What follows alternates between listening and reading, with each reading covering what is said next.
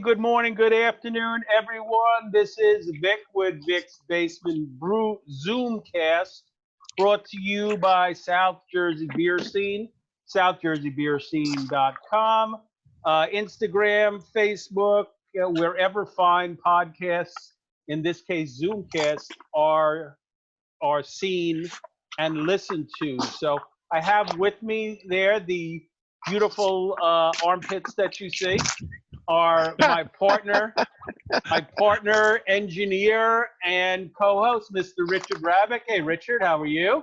I'm very good. How are you, kind sir? Okay, very good. And it's summer now here at the Jersey Shore.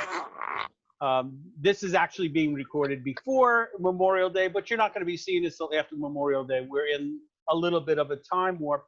So I thought nothing would be better to celebrate the beginning of summer. And we haven't had a lot to celebrate recently around here. There's a lot of stuff going on, between quarantines and sheltering at home and COVID-19. I thought it would be a great idea to let's start celebrating the summer, even though it's probably about 45 degrees outside the day that we're looking at here. And so nothing says summer as much at the Jersey Shore as Point Pleasant. Now, Point Pleasant actually is two different places.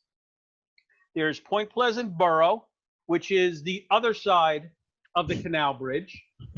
I got that correct, right? Well, the other side, depending on where you're standing.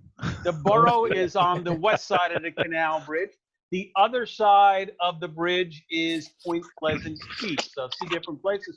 We are lucky enough in Ocean County to have a brewery in each of the Point Pleasant. So with me tonight, we have from Point Pleasant Beach, Last Wave Brewing. We have co-owner and brewer, Nick Giorli. Nick? How's it going, Vic? Thanks for having me on today. We're excited to sit down and talk beer with you guys and other things as well. Absolutely. And also we have in Point Pleasant Borough, we have Frye Brewing. And with us, we have the eponymous. Did I say that right, Richard? Eponymous? That sounds right to me. That's that almost good. Sounds like English. That's an REM album, It is. Yes, it is. We have with us Mike Frye from Frye Brewing. How you doing? And Cheers. Mike Thanks. is in Point Pleasant Borough. So welcome, guys. Great to have you here tonight. Great to kick off the summer with you. We all have beers except for Richard, because Richard's driving. So Richard should not be drinking beer while he's driving. No, definitely not. That violates several different standards that we have in the state of New Jersey. BTLs, right? No between the leggers? No. We do not endorse that on South Jersey Beer Scene at all, or Vic's Basement Brewcast or any of the affiliated shows. This is true. So, where the hell was I? Richard, you threw me off with the BTL. You threw me off with the BTL. So, also, what we've just celebrated too is Memorial Day, which of course is a very solemn day tribute to those, those who gave their lives and gave everything they had for our country. So salute to all of those heroes out there, as well as a lot of heroes that we have nowadays going on. And one of the things I wanted to talk about is there is like so much going on as far as folks helping each other, particularly in this beer industry, the hospitality industry, the bars, restaurants, etc. And I will say I have my Brewery Strong shirt on right here. Richard, did you get yours yet? No. Okay. That's a beauty. Look at that thing. Isn't it a nice one? Isn't it a nice color? I love it. Yeah, man, that's fantastic. Looks good.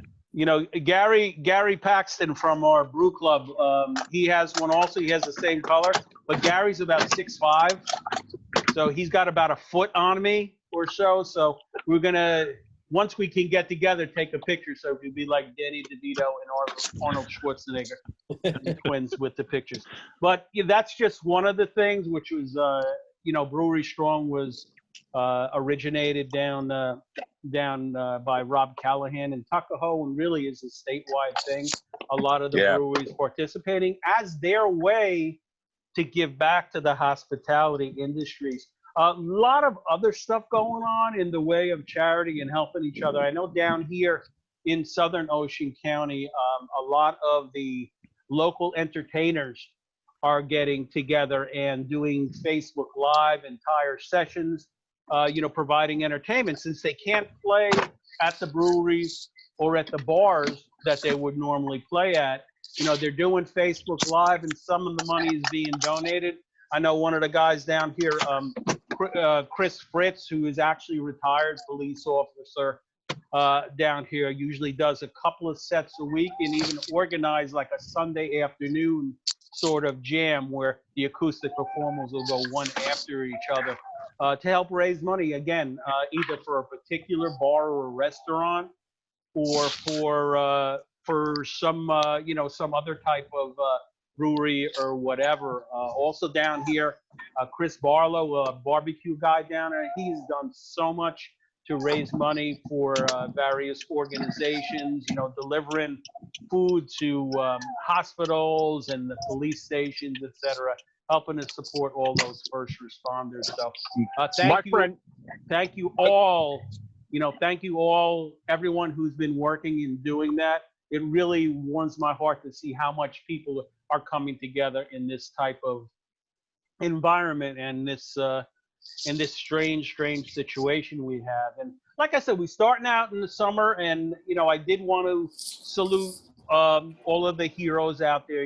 Again, especially those who did lose their lives and gave everything in serving our country. So, Mike, what's going on in Point Pleasant Borough? I know you guys do a lot of stuff with the EMTs, et cetera, there. What's some of the things you guys are doing at Frye? Yeah, so we started a thing quite a while ago. We called it First Fridays, and it's first kind of in quotes, because what we do is we donate a portion of our tips and our basically $1 from every pint and flight to the first responders, local first responders, the local EMS and Station 75, the fire department. So we do that every first Friday of the month, just every month. And of course, since the lockdown, it's really been kind of a little bit more, more important, even if you can say that. I mean, we know all those guys. We know they're all locally, and the captain and all the members of the first aid squad.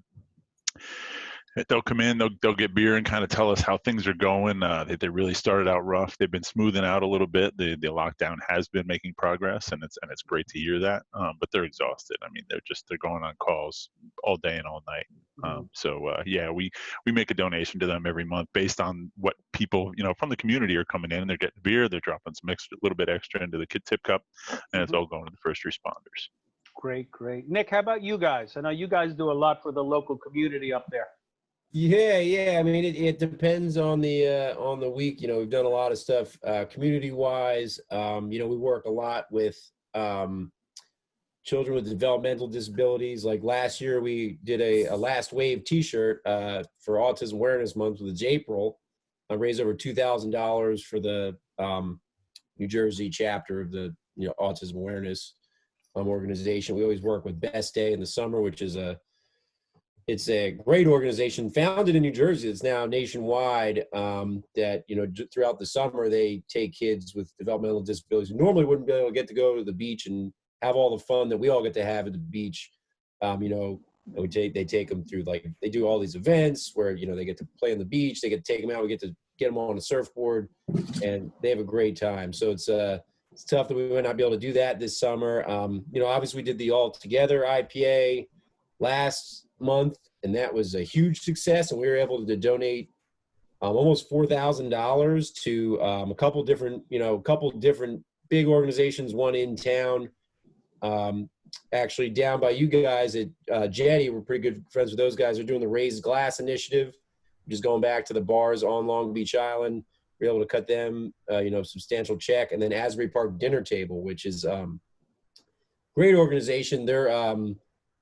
They take donations and buy gift cards from local restaurants, keep the local restaurants busy, and then they take those meals and donate them to families that, need food and out of work restaurant workers. So great organization. We've donated some specifically to some bars that we love, locally. But it's been busy. People have really supported us, locally and farther out. And we're just trying to give back, whenever we can, because we're only here because of, restaurants and even just beer drinkers in general. So any way we can get involved, we're trying to, and it's been great to see everybody kind of, being kinder and, helping each other out, during this thing. Sure. Great. Now, speaking of surfing, did they open up the beaches to surfing yet, Nick? They never fully closed them, the surfers. You just had to get creative. Some of the places made it difficult. I have not missed too many swells, luckily. It's definitely been a little more crowded in some areas, but, we've had a pretty good spring for waves, honestly. And, we'll see. The summer could be a different story, like I say, because it usually gets a little more crowded right around now. So we'll see. But, yeah, I mean, we've gotten out there a few times and had some good times. So, and everyone did respect, the space anyway. So, there's still waves out there. There's probably going to be surfers out there. That's the reality of it. Where there's a will, there's a way. That's right. Hey, Nick, tell me about All Together now. Now, how did that work? And really, I want Nick and Mike, if you both could comment. Did they give you like a specific grain bill and you could do whatever you want, or you could make alterations or tweak it? Yeah, there was some flexibility there. They did give us like basically it's a pretty basic grain bill, and then they give you the hops they're using. And I know some breweries tweaked it a little bit. You could do an East Coast version or West Coast version. Obviously because it was nationwide, all over the world. And there was a little variation. We stuck pretty close to what they had because it looked like a pretty good recipe to us, and people really enjoyed it. I enjoyed it. It was a nice beer, and an IPA that I think a lot of different people could enjoy, which was important. But yeah, that was kind of our experience with it. It was really well organized. So. Yeah. They gave a base grain bill, we heard about a lot of different breweries that did different things, kind of did their own take. Departed Souls did a gluten-free version of it, which was amazing. I mean, that's the thing, and we did a little bit of a modification on it, but yeah, it was the same basic recipe. Interesting side note, we actually got a little bit of assistance from last wave. We ran short. We didn't have any flaked oats, so I got called up Bert over there, and I said, hey guys, we're doing the All Together, and we could use a little bit of assistance. He said, yeah, sure, come on over. They had some extra, so in order to do our helping for the community, they gave us a little help for that. So yes. And Bert, of course, is the co-owner at Last Wave, not able to join us tonight, had family commitments, which really takes a lot of precedence, particularly when it involves your spouse and et cetera and so forth. So, well, especially because Bert and I might spend more time together than him and his wife. So unfortunately, we got to do some concessions. So. It's been amazing hearing, and it seems though it's been even before this, but during this pandemic, it really is nice to see how well the brewing community has stuck together, helping each other with supplies. I know canning has been an issue. We've had a lot of people talking about, helping each other out with cans and just all kind of different supplies when everybody's been in need. I guess obviously you two already are talking about that right here. Oh, yep. Yeah. Absolutely. Well, even our last show, we had Chris on from Oyster Creek, and he got his canning shipment in, but somehow they didn't give him the can covers. So he had the cans ready to go, and they didn't give him any covers. So he was able to borrow some from Tori at Backward Flag, and he borrowed some from Pineland. So, I think that's the spirit of all of you all always have amongst the brewers. You always really support each other. Yeah. I mean, that's always, like I said, even, as long as I've been in the beer scene, which is I used to work out in San Diego. And, our closest, we're talking big breweries out there. Coronado was right down the road. They were rebuilding their brew house. We brewed a batch of beer for them so they could still continue to sell it. Like I said, it's kind of like Burger King making a Big Mac. But, that's the kind of, even at the bigger breweries. And like you said, recently we've seen that we were, everybody's low on crowlers right now. But, the guys from Jug Handle helped us out when we were short. Guys from Kane were able to help us out. We've been able to pass that along to other people when we can. Like even in, with crowlers, which is really how most small breweries are making their to-go orders happen, with such a limited resource that everybody's fighting over. It's good to see that people are still working together to make it better for everyone, which has been great for us. So it definitely is. Now, I know both of you have good relationship with some of your bars and restaurants around Bayou. How are they doing this? How is it working as far as what you're supplying to them, etc.? Mike? So we've been doing canning ever since basically from the lockdown. Before that, we were canning. We have a very small system. We actually hand can in pint cans and 4-packs. And right after the lockdown started, we actually had been putting some stuff in motion to start doing flight cans. So we actually do 8-ounce flight cans that we call them small fries. Excellent. Yeah, talk about that a little bit, because that's actually very cool what you do there. Do you have like a sample you could show us on camera, Mike? Yeah, so this is we got these little 8-ounce and so it's basically, it's like you can do 2 4-ounce tasters as a carton taster. Don't tell them, I don't know if I paid for this one, but they do that. They do so you can get 2 4-ounce tasters out of a can. So you buy the one flight of the 4, and then you can do basically 2 flights out of that. So that's been really, really popular. We mix it up every week. So we have we calling it week 14, which is when we started. That was the week of the year, not the first week, but mix it up every week. We do a preset flight, and people call up and order them. It's been really popular. We kind of were able to just gear up for that just in time for this, which is good, because obviously people are home and they're trying to do different things and trying to sampling different beers is something that's possible because we're small and we can be flexible. Yeah, so getting back to the original question though, we're doing pint cans, and a lot of the restaurants that had been doing on tap, obviously they're doing either growlers, which is probably they're doing less of that, I would say, because people just aren't bringing them to the restaurant and getting takeout. But any of the ones that are offering takeout are doing retail sales of the cans, along with the dinners and stuff. So we're keeping them in as much as they can, as we can, and their customers, from what I know, are really supporting them as far as takeout.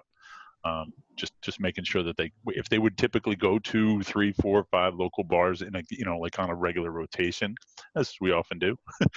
So you go there, here you go there, whatever, Friday, Saturday, they're just doing takeout on that same cadence. So it's really kind of helping out, keeping the bars, and because I talk to the owners and the managers, and it's really been good. They've been really supportive of the local breweries to get the takeout, and to get the retail as well as the food. Yeah. Nick, how about you guys? Yeah, I mean, it's obviously been interesting. Restaurants were really unsure early on of what they could do, what they couldn't do. Same with us, obviously. We did take a bunch of, basically taking kegs back, like I said, from some bigger accounts, like I said, as long as they're untapped, we take them back on credit, because we don't want to put out bad beers. So we were obviously working with those guys in that way. Like I said, there are some places that are doing growler fills, which we've tried to help, promote. And like Mike was saying, a lot of places are picking up cans to sell, and that's been pretty good for us. There's some really cool spots that are doing, different packages. One of the things we did with All Together was we gave them some of the All Together beer. Modine was doing a thing where you buy these certain packages, beer comes with it, and that money gets donated back, to the community. So we were able to do some stuff like that.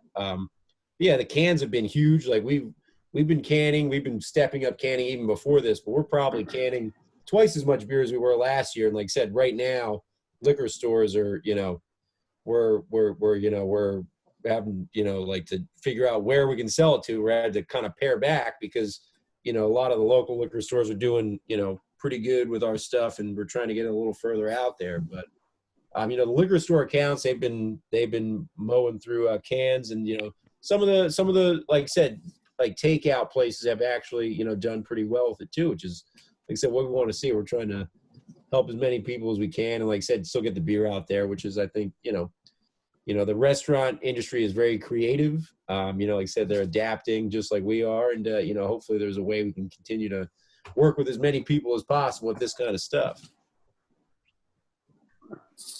Excellent. Hey, Mike, why don't you tell us about the beer you're drinking right now?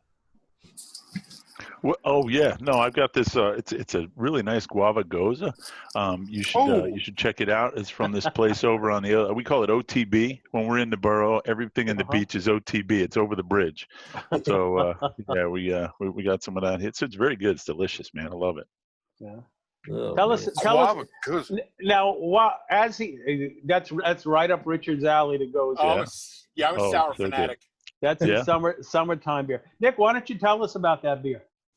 Yeah, I mean, so that we just celebrated our 3rd anniversary. Kind of the end of May is our anniversary, and our first 1-year anniversary, we decided to brew our first kettle sour beer, which ended up becoming Dawn Patrol. That was actually one of the almost names of our brewery, believe it or not, was Dawn Patrol. Before right at the last minute, we actually switched it, which is why it's an important beer for us. But basically, it's a very, a Goza is one of those beers designed for the summer, especially the Jersey Shore, where it's tart, it's refreshing, but it's got like a little punch to it. The guava is just a great tropical fruit that really works well. It's basically guava and coriander where you're getting your flavor from there.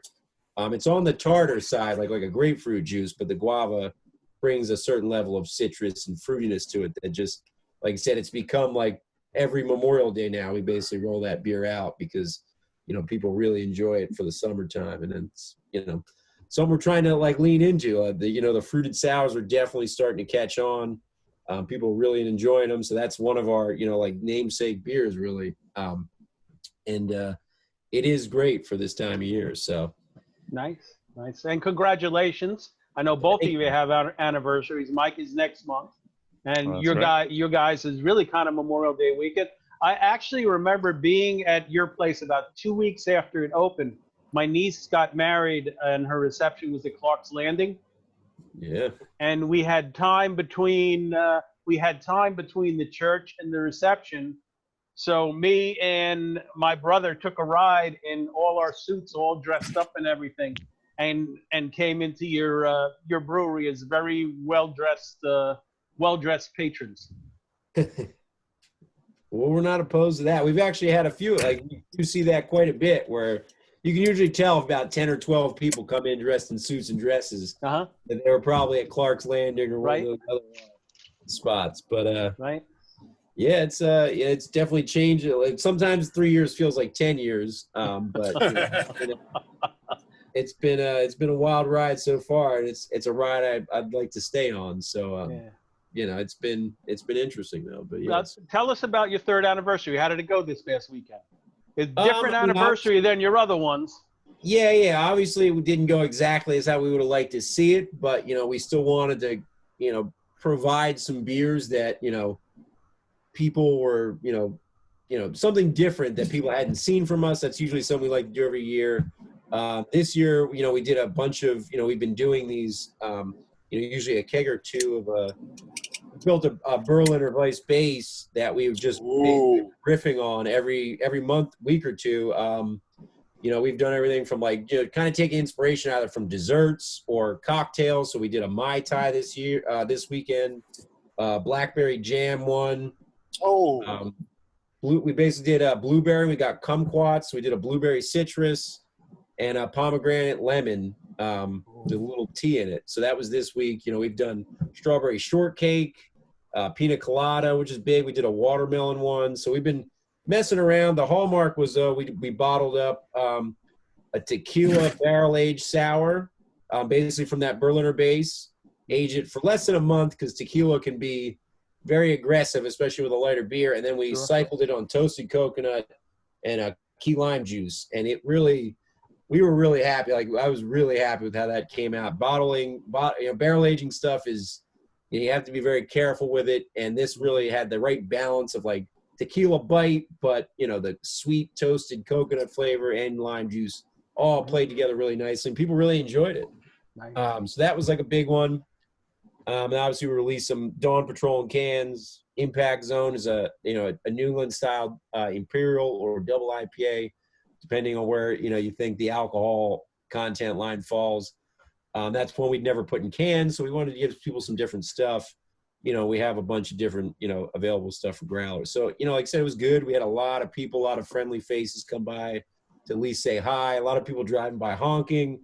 It was good to see. Like I said, it's, it was obviously not what we were expecting, but we still felt the love from the craft beer community, the fans, and just the town. So, all things considered, it was a good time. Now, Nick, how has the quarantine, and I'm going to say the quarantine, that's what I'll call it. Sure. How does it affect your brewing schedule and what you brew? Yeah, I mean, we've definitely, like we said, we've definitely changed up, what we're doing. Like I said, we're, at heart a Main Street brewery. But, before this, we were probably 60 different, like, restaurant bar accounts, probably 60 liquor stores. We're about a 8-barrel hybrid system. We'd actually gotten 2 big 15-barrel tanks right before this whole thing went down, because we were looking to do more canning. So, I mean, really, we went from about canning maybe 25 to 30 barrels every month, like every 4 weeks. We're doing about 35 to 40 now every 3 weeks, just because cans are what sells. It's easier for us to do to-go of that, and the liquor stores are still looking for it. So, it's been a lot less of the small batches. We're still keeping our staples like Red Sky, Spot Check. Actually A-Frame kicked last weekend, so that's been a sticking point. That's one of our more popular beers that's hasn't been available for 2 weeks.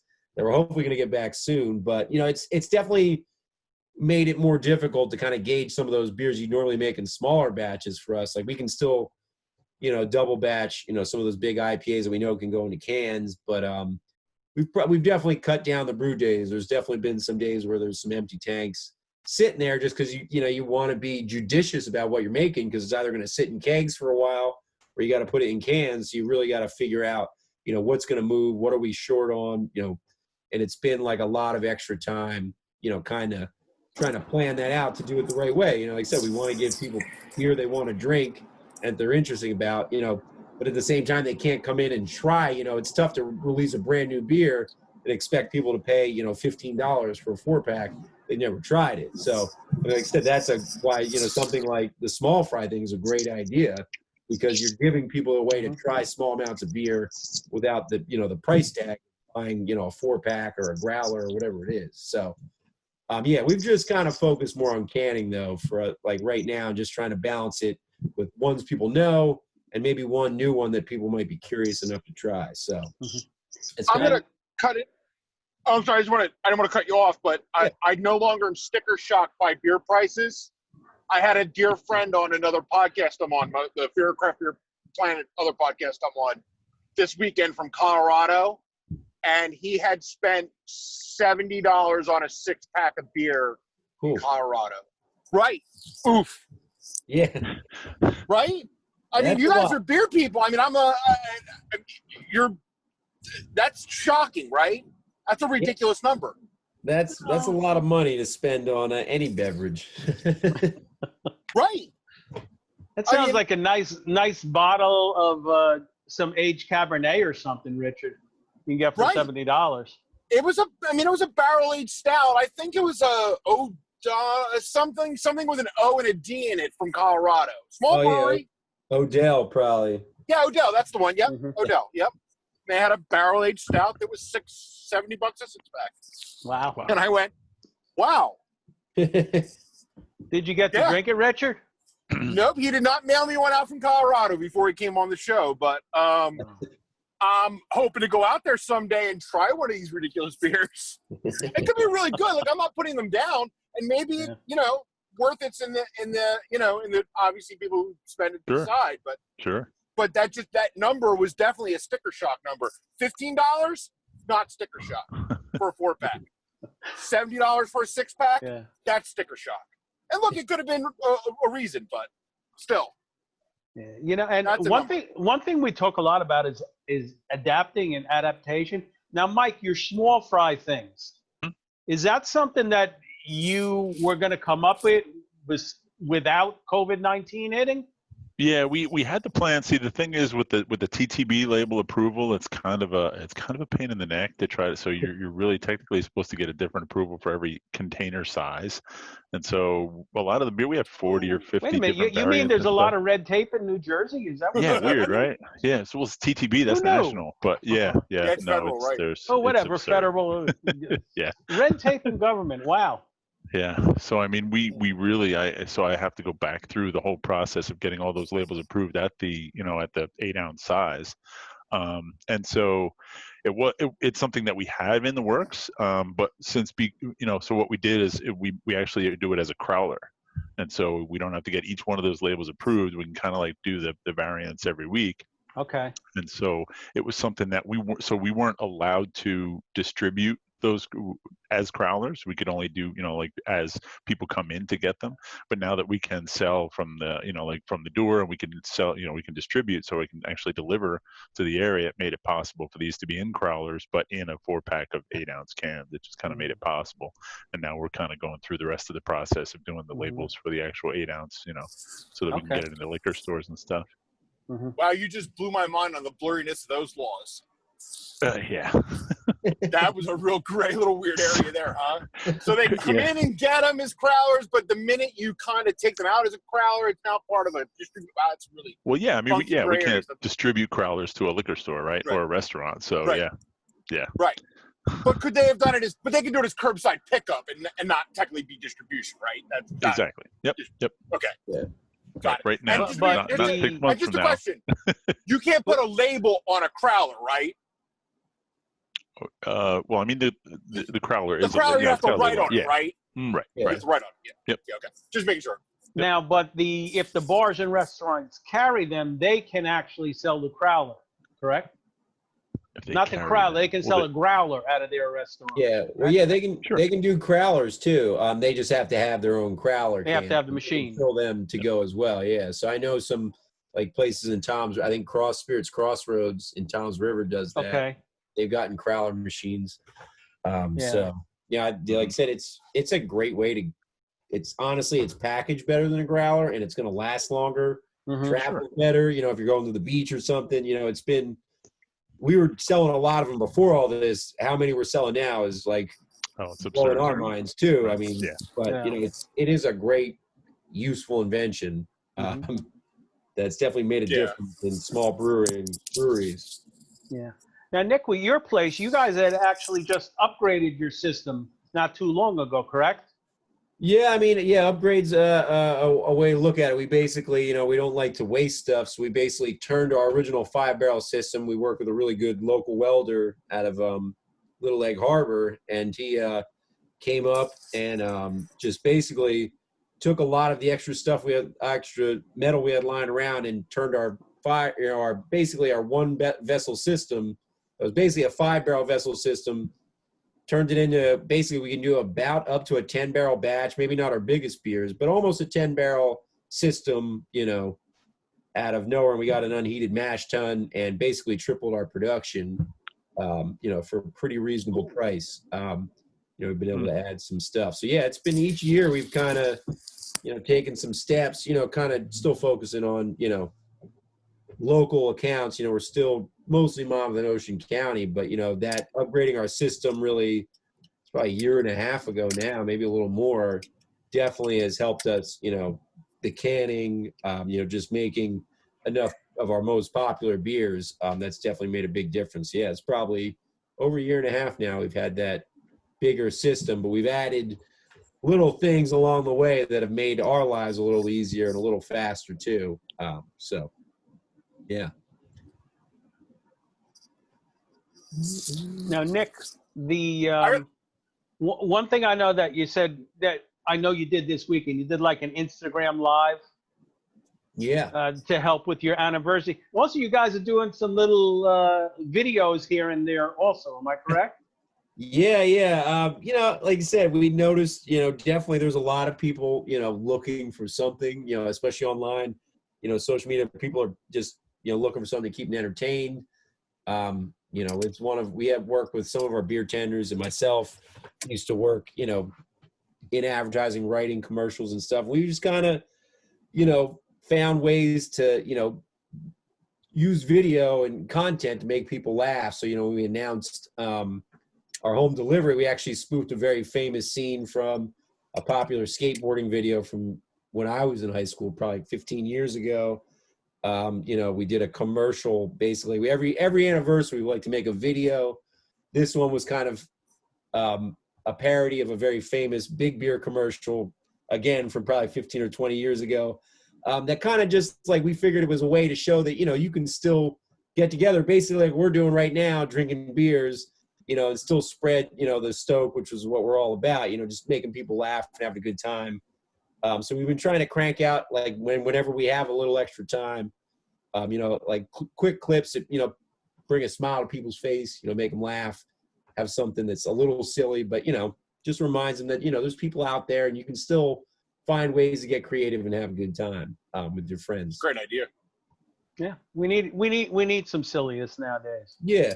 That's why Richard and I do this every other week or so. Yeah. We call it, I like to refer to it as a departure from reality. Like I said, everybody needs a break. Reality could use a little more fantasy right now. So that's, kind of the vibe we try to bring is, just, enjoying yourselves, with whatever you have around. So we're hopefully going to do a little more of that. We'll see how busy it gets this summer, but we have a few more ideas we'd like to put on film and get out there to everybody. So nice. We look forward to those. Yeah. Hey, Mike, Frye Brewing. Mm-hmm. Where'd you get the name? Only kidding. But you have an anniversary coming up also. So anything special you have planned for that? Honestly, I mean, with all the stuff that's going on, it's kind of become a tradition. And so Nick mentioned this when they were on their call the other day. Somebody mentioned the collaboration that we did. Our first anniversary, we did a collaboration with Last Wave. We did the Beta Bridge, which was because we had been at a beer fest. They put us next to each other. They had their red sky. We had our red. And we said, let's just mash them up. Let's just make them like an Imperial Red, right? So the Beta Bridge has been really popular for us. I know you guys did a version of it way back at our first anniversary. We've done it several times since then, and it always kills it. So we're actually going to be brewing that pretty soon. We're going to do something interesting. We're going to do like a party guile kind of deal. So we're going to do the first runnings are going to be the Beta Bridge, and instead of dumping the rest, we're going to turn that into like a lighter red. Okay. I mean, that's basically all we've got going on. We're just kind of at this point. Mike, why don't you explain to our listeners and our viewers what a party guile is? I don't know. Richard, do you know what a party guile is? No, that would have been my next question. Okay, so go ahead, Mike. Explain to Richard what a party guile is. Sure. So yeah, it's more of a traditional way of brewing. Is that you used to take the first runnings from I think it was generally like a European deal. What you would do is you would take the first runnings, which would be stronger at the beginning of the mash process, and you would draw it off, and you would get a darker, stronger beer. You would kind of boil that up, but then the second half of the batch, you could do second runnings, and you could get a lighter beer out of it. So it's basically like just kind of doing a double sparge instead of doing just a single batch sparge. You would run it through twice, get a lighter beer the second time, and try to get as much sugar out of it as you can. As just trying to draw it off until you just absolutely draw out the last bit of sugar out of there that you can. And the advantage of that, so our mash tun, if there's one thing I could change from our brew system, it would be to get a larger mash tun. I cannot really make some huge beers in ours. I have to, it affects our yield, so like so we've got a 4-barrel system. We're still using the same 4-barrel system we started with, and I love our system. It's scaled really well to us and what we do, but when I'm doing a big beer, it definitely affects our yield. So I probably go to 2/3 to 3/4 of a full batch, and then I have to cut off the runnings, because if I just kept running off from the mash tun, I would, the gravity would just drop too low. It would just be, there's not enough sugar left in there at that point. So what it does is it kind of helps us with the yield, and it also kind of it harkens back to some traditional styles that are just kind of, cool to be able to do. Yeah, so basically it was a money-saving thing back then too. It's sort of like making coffee twice with the same grounds, Richard. Yep, there you go. The second cup you're getting is going to be a lot weaker, but it's going to be a little different flavor. So sure. Sort of that. I've done that with the porter that you've had, Richard. I've done that with second runnings, and I have friends who don't really like beer that much. They're like Bud Light type of people, and they've had the porters from the second runnings and actually liked it because it's much, much lighter beer. You know, and it's funny that you guys did the red as your collaboration, because that's not necessarily a tremendously popular beer or very trendy beer. So I love reds. You know, I love reds, but and Last Wave, Red Sky is probably still my favorite beer that you guys make. Yeah. So like I said, talk a little bit about that. Yeah, I mean, like I said, it's not a beer, like I said, that I think got like, you know, your craft beer, you know, aficionados crazy, but like we've always prided ourselves in making a diverse range of beers. Like I said, we want to make sure there's, you know, people love dark beers all year round. Some people like light beers, some people like IPAs. You know, Red Sky for us was, you know, beer's about enjoying it. You know, that's a beer that I think, you know, is just, it fits somewhere in its own realm. Like you said, like there's not a lot of red ales out there. And honestly, early on, that was a benefit to us because we were going to sell to bars, you know, everybody already has, you know, 6 IPAs on tap. Nobody really has a Red Sky, and that was fitting a niche there. And like I said, for us, it was important because that was really one of the first recipes Bert and I put together as, you know, home brewers, basically. You know, we're going back almost 10 years. And, you know, it really ended up being the first professional beer we made in our brewery, you know, 3 years ago. And like I said, it's remained, like I said, a steady mover for us. It's always there. People can expect it. And it sells consistently well year round. So, I mean, it's special for us. And like I said, Mike also makes a really good red. They're different, you know, very different. Like it showed, you know, both of our beers showcase, you know, the versatility in that, you know, kind of forgotten, you know, realm of brewing, you know, which is why we decided to brew it, you know, combine ours and brew it together so we can make something different. And the name is great because we're on Bay Avenue. You go down the road, not even 2 miles and make a right. Mike Frye's on Bridge Avenue. So Bay to Bridge made sense as a name too, because we're so close. It all kind of came together. Like I said, it was a great beer, you know, that we could, you know, both be proud of. It's also amazing that two breweries so close together, probably two of the few breweries even around New Jersey that are both producing red ales. That is kind of weird. Right? Yeah. We've had a lot of breweries on, and you don't see a lot of red ales. Like once in a while, somebody will do it to make a sour or something, just to be weird. But you just don't see it.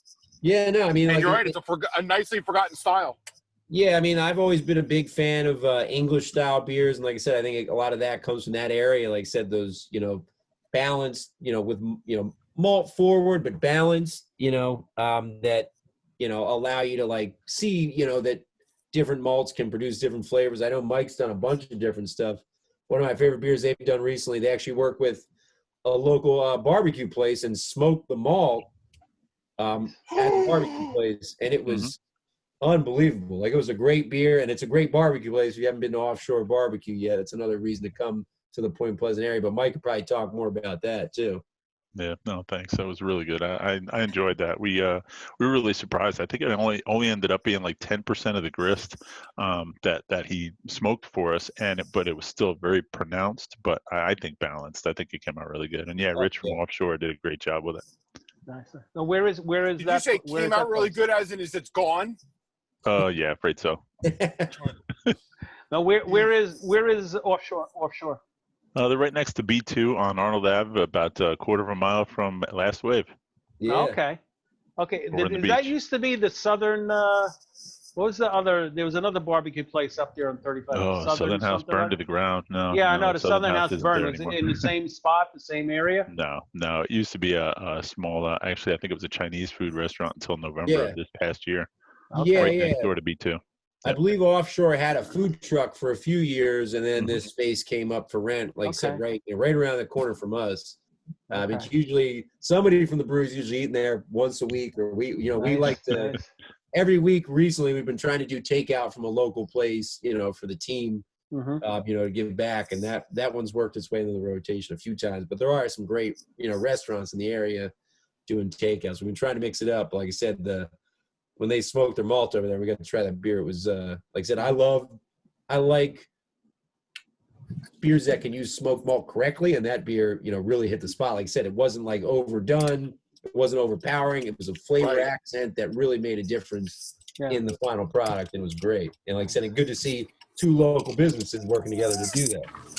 You know, and Richard, the type of beers that they're talking about, the reds and smoke malt, that's the beer that gets the brewer excited when you're going to brew that type of beer. It gets it really is a lot of fun. Richard, actually, we did our club did a Imperial Red Ale, and I think I gave you a bottle. You actually, I think, drank it on Fear one time. I called it Crimson and Clover. Yep. That was actually an Imperial Red Ale that you had. But beers like that are so much fun to make and so much fun to do, because we actually had at one of our meetings, Butch, Mike, you know Butch from our club, Butch Krill. He actually did an education for the brewers in the club on how to smoke your own malt.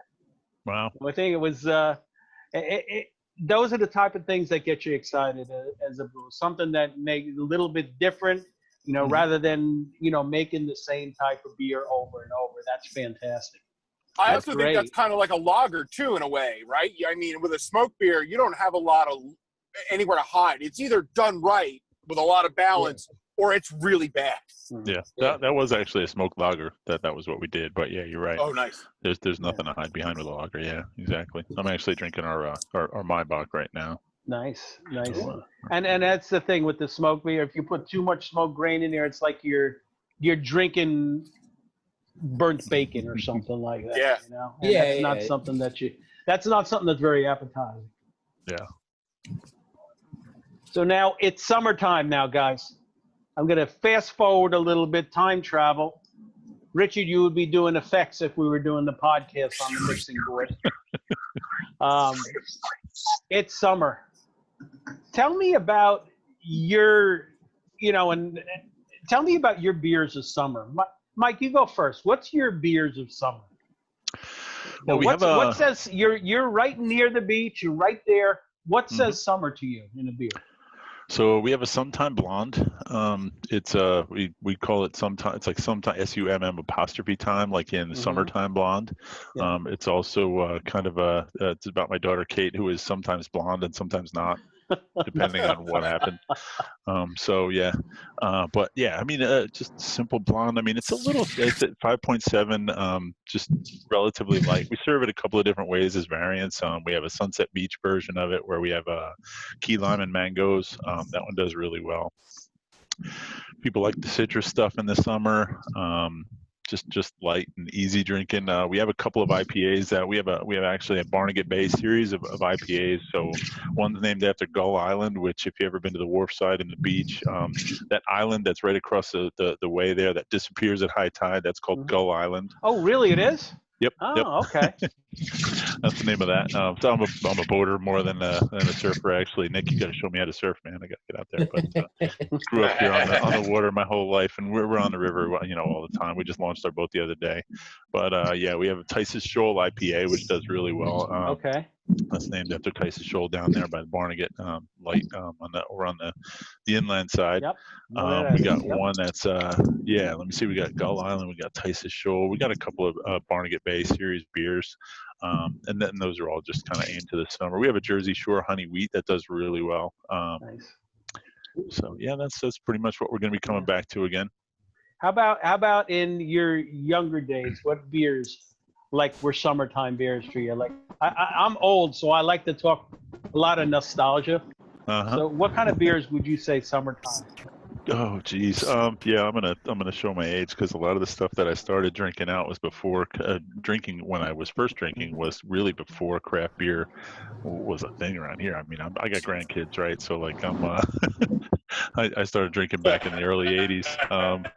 I was actually kind of like a genuine draft kind of guy. I would drink all kinds of stuff back then. I actually cracked my teeth on some Rolling Rock. So I'm gonna back in the day. I'm gonna repeat that, the little pony bottles.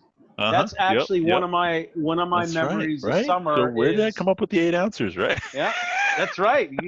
Is drinking the original Rolling Rock before the evil empire took it over. That's right. Drinking the little pony bottles with my dad out by the pool in the summertime. Yep. Yeah, that's like a good memory for you. Sure. Yeah, Nick, how about you? What's summer to you? Obviously we're big fans of summer.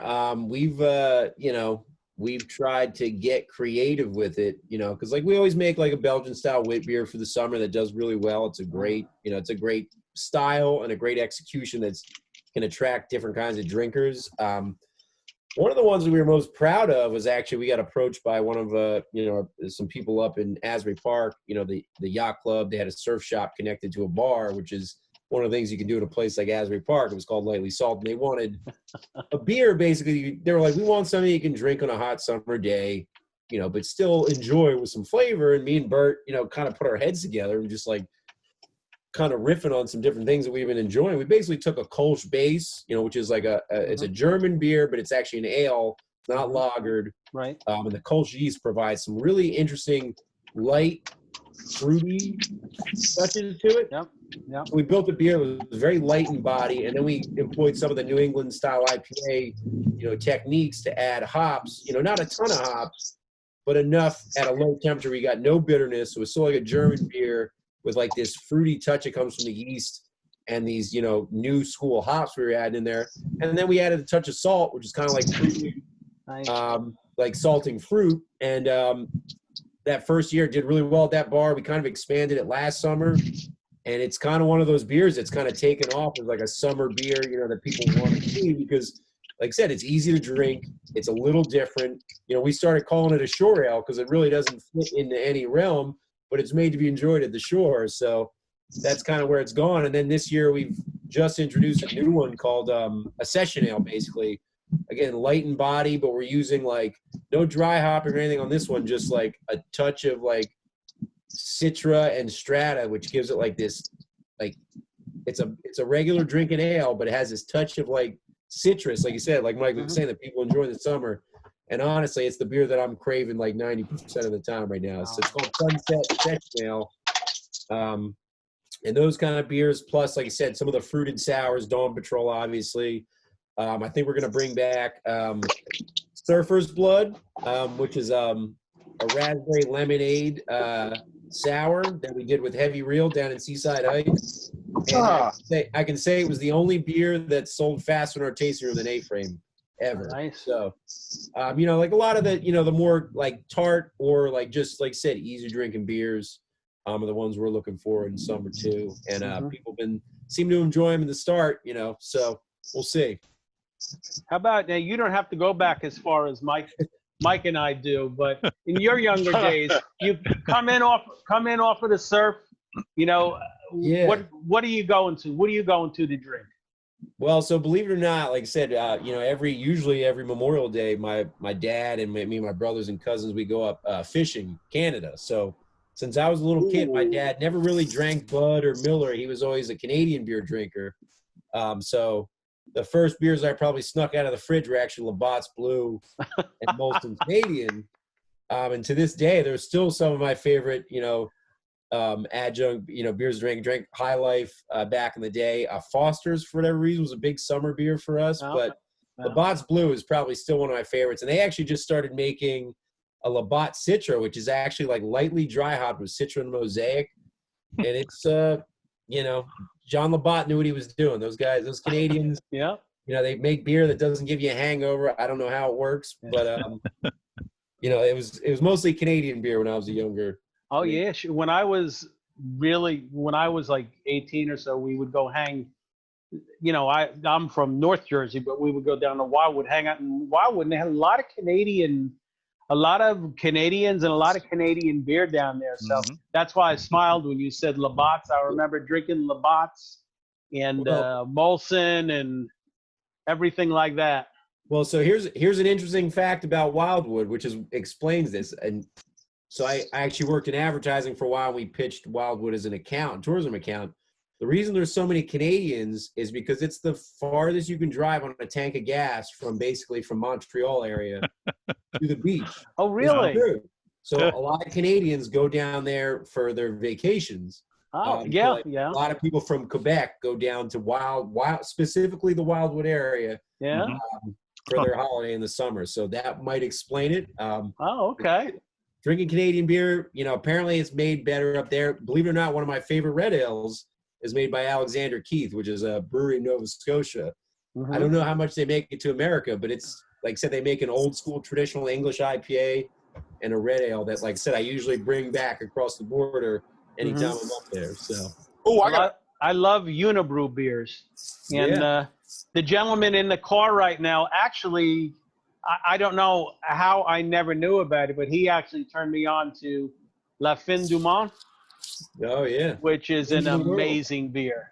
Yeah. I've had some luck with Unibrew beers because we know the rep, and he has literally put some beers in front of us that were like, yeah, they I don't know, they said this might be something. Just an unmarked bottle. Mm-hmm. Oh. We're like, okay.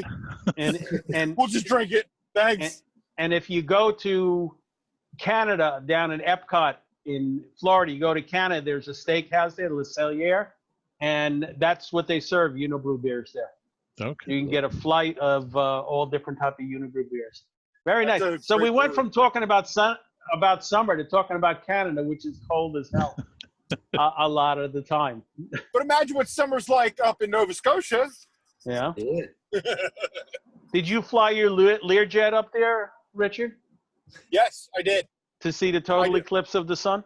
That's exactly what I did. Took my Learjet, flew right for the heart of the sun. Let's get off of beer a little bit. How about music? And now both of you guys love music. I know, Mike, you have guys down there all the time by you. What song is summer to you? What song is summer? Oh, geez, I feel like I should have prepared for this. Oh, geez. Well, I'm nothing. I like to keep everyone off balance. When Clearly, I yes. So. Oh, what song is my summer? producer actually keeps coaching me on that, right, Richard? All right, all right. So can I go with I'm gonna go with a channel that I got on my Pandora station kind of thing, right? So we've got some surf guitar stuff on there. I like listening to some old oh geez, I'm drawing a blank now. Some Ventures? Some Dick Dale, some Ventures, Okay. some Walk Don't Run kind of stuff, summer stuff, yeah. I'm gonna go with that. Yeah. Hey Nick, how about you?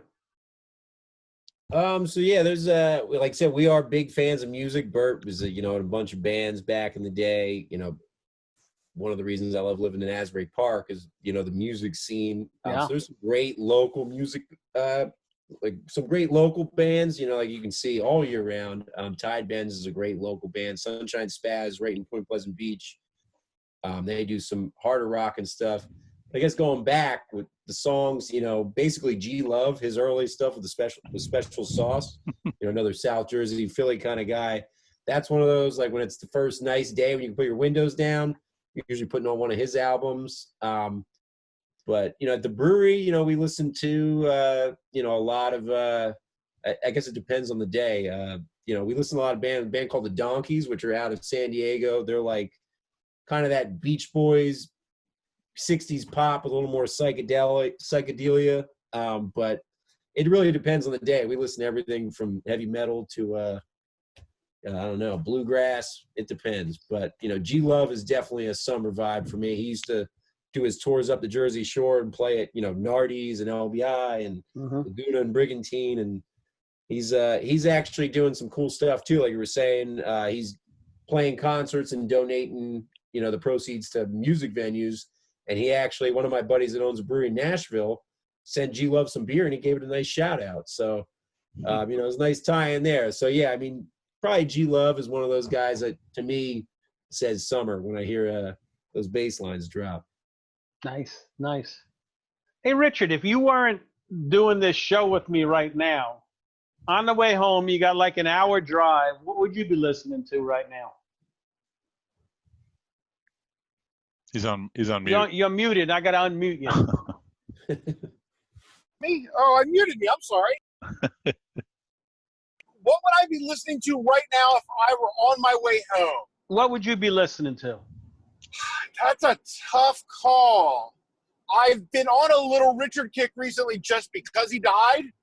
Mm-hmm.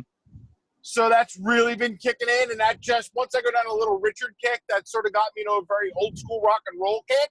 Okay. Because that just stirred up all of that. What's the origins of old rock and roll?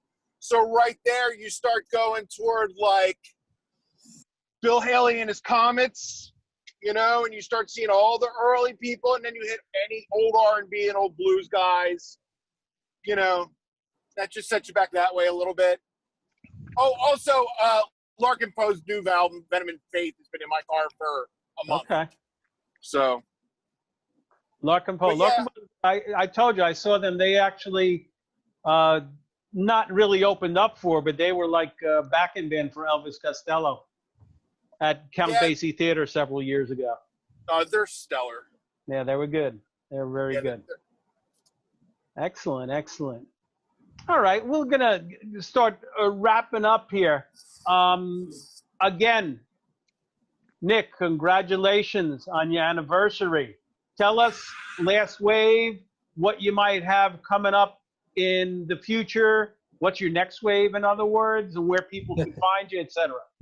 Yeah, I mean, so yeah, like I said, we're still located right downtown Point Pleasant Beach, making beer there, getting it out all over Monmouth, Ocean County, and now into Middlesex.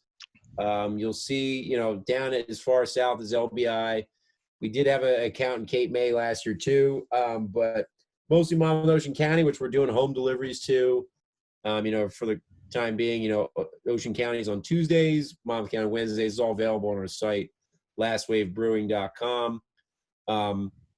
We're going to be trying to can up. We've had a big, you know, like as this whole thing started, we just started doing some variants with fruited sours, and people have responded really well to it. So much so we're having trouble keeping it in. So we are going to be looking to do some more big canning batches of that so we can get it out to more people and, you know, everybody can enjoy it. So definitely be cranking some of those out in the next month or two. You know, more A-frame, like I said, lightly salted will be back. And, you know, like I said, just trying to ride the wave through summer here and enjoy, like I said, enjoy what we can. You know, it's like take the moments. You can still get up and see the sunrise over the ocean, which it's hard to do pretty much anywhere else, you know, and, you know, just keep making good beer that's enjoyed. It's best to be enjoyed with friends, as we say. So for sure. And thank you guys for having us on. Like, this was great. You know, like I said, we're stoked to be here after 3 years getting to do what we do. So excellent. We appreciate it. Great to have you. Mike, anniversary's coming up. Tell us about Frye. Yeah, no, ditto everything he said. I mean, really appreciate just the support that we've been getting from the community and being part of the community, trying to help out, you know, all the restaurant workers and the owners. It's just everybody kind of banding together. Did want to throw out, I didn't mention before, basically the way we're doing our all together is we are donating money for everything that we sell from all together is going to Brewery Strong.